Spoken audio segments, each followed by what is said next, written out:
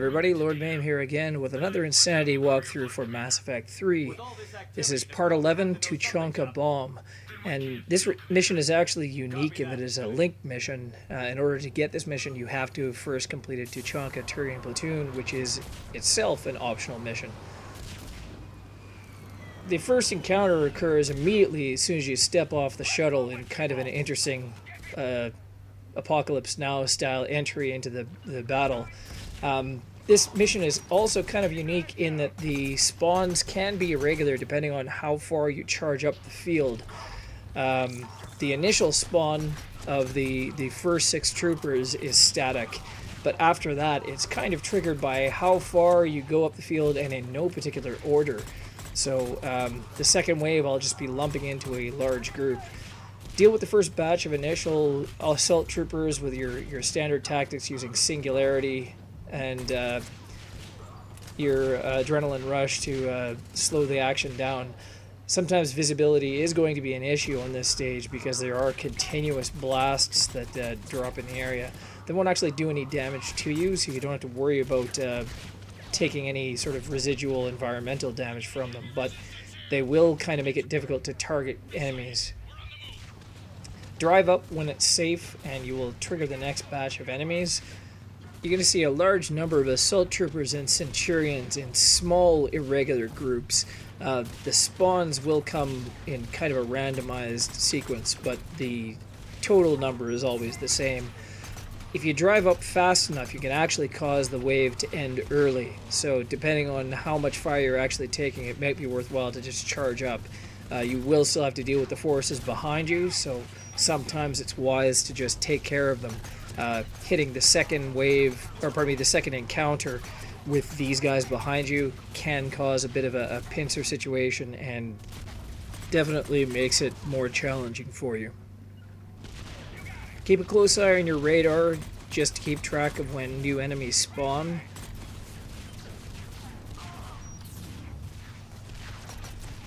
Another kind of a bit of annoying issue is that on this level where there are lots of enemies throwing grenades at you, sometimes the grenade indicator can be misleading. Looks like it's right on top of you.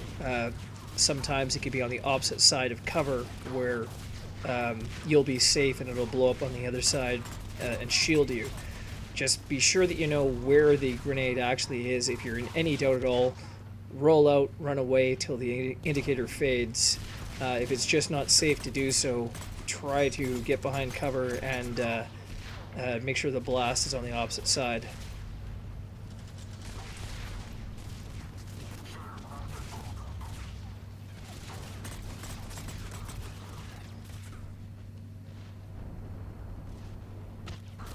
With the explosions going off, it seems quite a bit more hectic than it actually is, so just try to keep your head and your wits about you. And progress up the field as quickly as possible whenever it's safe to do so, and that's always the key.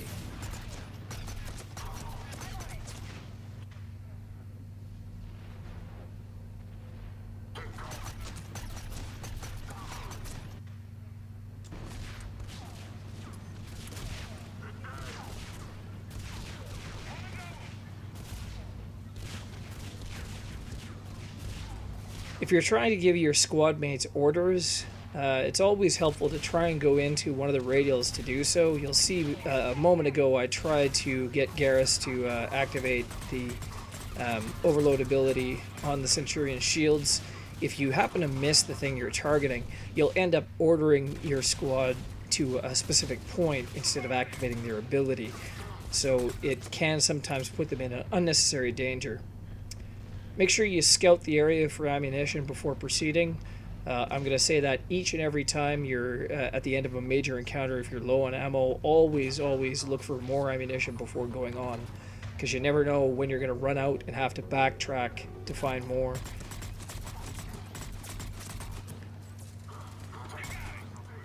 In this second encounter, you'll be in a small room that has a lot of cover with open holes in the walls, for example.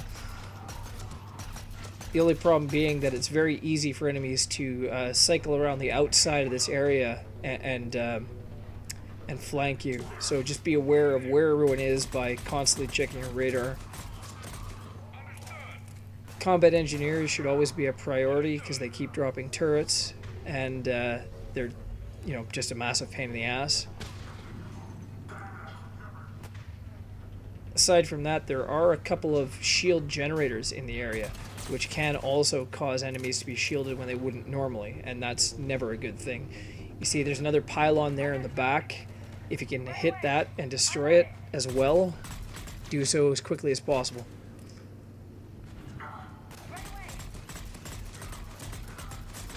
Another method is to just eliminate the enemy before they get to the shields, but that's not always a viable option.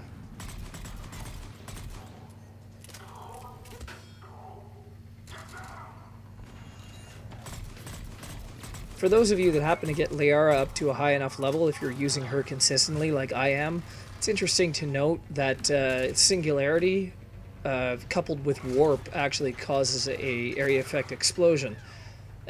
Because of the duration of each ability, it's not necessarily a viable strategy earlier in the game, but once she has a fairly high level, she can actually cause combinations with her own biotics,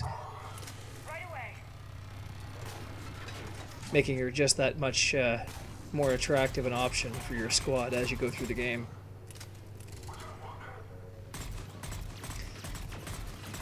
Turrets, again, are shielded if you can actually get a singularity, overload off on them before starting to attack them. It makes them much easier to kill.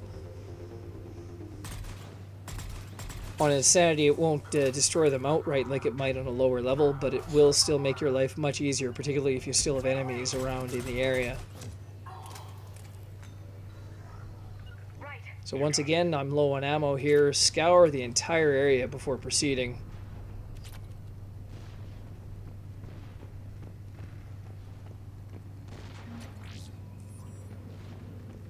So I've reached the point where actually the ammunition that you can find in each area isn't sufficient to reload you completely.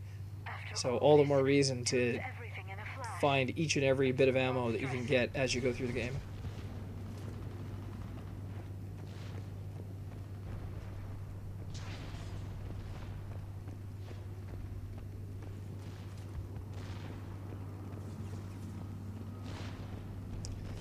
Encounter 3 and the next couple of encounters are kind of interesting in that they're not actual encounters per se. Just a small group of enemies that, starting with the encounter after this one, actually will retreat from you rather than engaging you. They'll kind of fight a retreating battle, but they're actually trying to leave the area. I'll still count them as encounters simply because there's enemies for you to shoot, but they don't actually pose you any threat.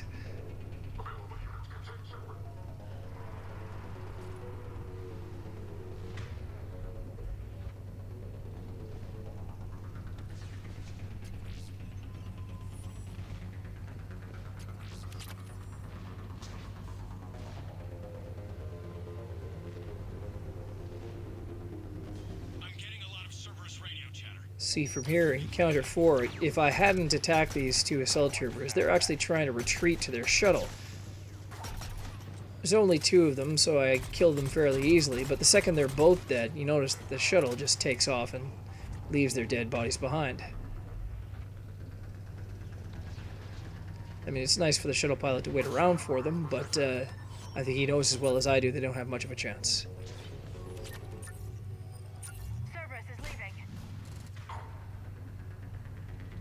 And again, these 4 Cerberus troopers are going to fight a retreating battle, moving from cover to cover, trying to reach their shuttle, which you can vaguely see in the background, hovering, waiting for them. But I still need to make my 5,000 kills for veterans, so these guys are all fodder.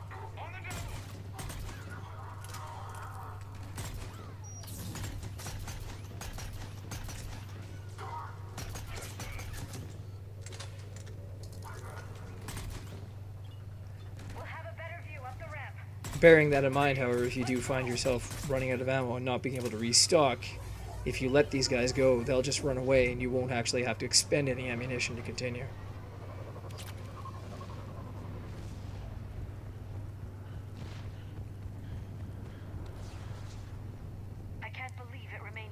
This is your first sight of the actual bomb itself, indicating you're coming into the end of the mission.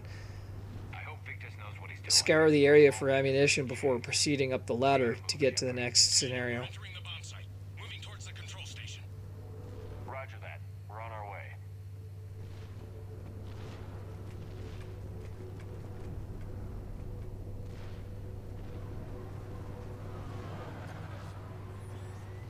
With Cerberus evacuating, the bomb should be clear. I don't think so. I'm guessing they'll bring out the big guns.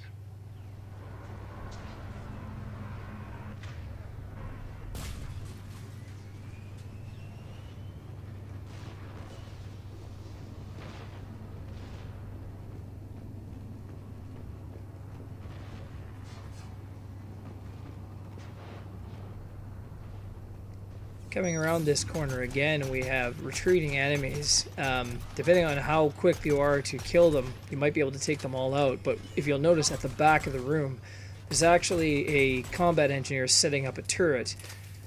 With the turret providing cover, the rest of them just run. If you're quick, you can actually take out the combat engineer before he places that turret, making this next portion a little bit simpler. But if not, you can hide behind this piece of equipment here on the left side, just snipe it with your sniper rifle to destroy it, and then proceed on.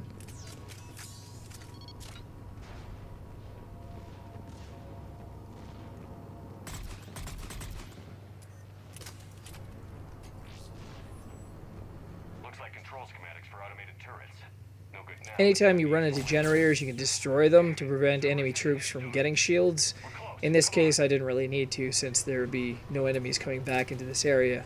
But it's a good practice to get into, particularly in the larger N7 missions later on, where enemies will be coming at you from irregular directions. I'm at the control panel, Commander. Coming down the ladder, you'll enter the last encounter of the game. This will be a rather large, more or less freeform encounter with some Cerberus troops and an Atlas. Once the cinematic is over, you'll have to hold off wave after wave of these troops. The best way to approach this is to pay attention to where their shuttles are coming in. If you're quick enough, you can actually hit them with singularities either on the ground or inside the shuttle themselves, managing their deployment. I didn't really have any trouble with defeating these enemies before Victus's life bar ran down. For the most part, the enemies are on top of you when they're deployed, so they don't really pay much attention to him. Just keep using the singularity to keep them stuck in one area as you take care of them, and you should be fine. If you find yourself taking too much damage, come around the edge of the area so that you can cheat the corner rather than just attacking them in the open like I am here. Here they come. Need more time.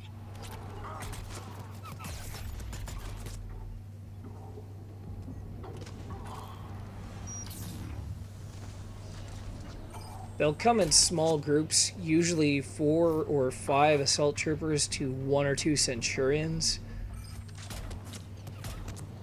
Just pay attention, because in the middle of the encounter is when the Atlas actually drops, and it can actually take you by surprise. Since they are deployed from orbit, they pretty much just drop right in the middle of the area. So when you're getting to the middle of the wave, just try to stay out of the middle. As you can see, I'm about to not take my own advice, and it's kind of an interesting little Abbott and Costello moment I have here. It's usually after the second or third shuttle that you can expect to see that Atlas.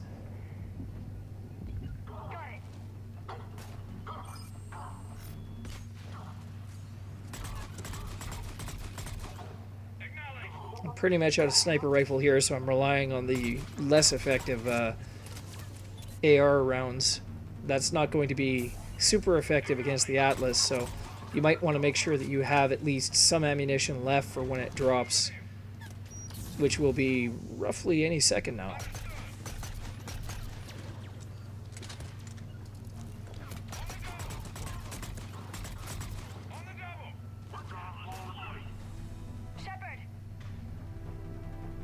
Yeah, see, it dropped literally right on top of me. I didn't even know it was there until Liara called out. Needless to say, I fled like a frightened little girl at this point, looking for an easier place to attack it from. Keep an eye on your squad mates. Make sure that they're in a safer position. You might want to pull them back. Right now, they're actually acting as a diversion for me, which, since I don't have any kind of sniper rifle rounds, actually works out to my advantage to have them be attacked. Also, since I do happen to have a lot of metagil left, it's not a huge concern for me, since we're at the end of the mission. If they die a couple of times, it's not a huge deal. So I've managed to get a couple of sniper rifle reloads at this point. Once their shield is down on the Atlas, swap over to the incendiary rounds. If you want, you can try and hit the cockpit if you want to try and take over the Atlas. It's not usually a possibility this late in the game with your guns as powerful as they are, but any time where you can take an Atlas and use it to kill the enemies, as satisfying as it is, it's always a good idea.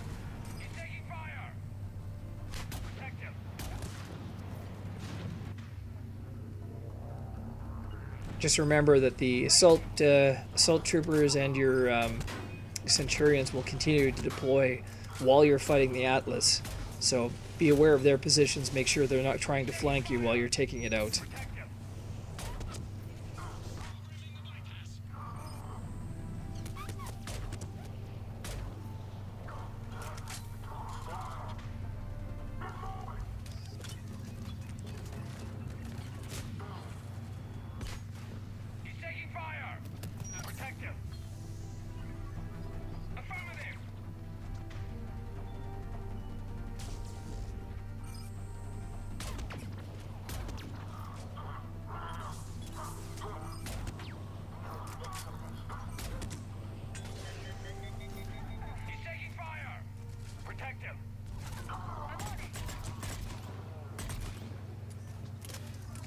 At this point, after the Atlas is dead, it's pretty much just cleanup, killing the last group of enemies until the end of the mission.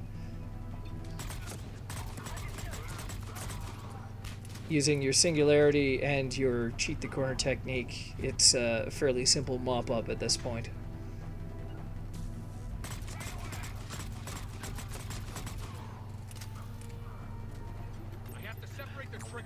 Once the last Cerberus troops are destroyed, you'll get the end of mission cinematic where Victus valiantly climbs the bomb to release it, thus saving Tuchanka and ensuring peace for another day, happiness in the universe, next mission, etc.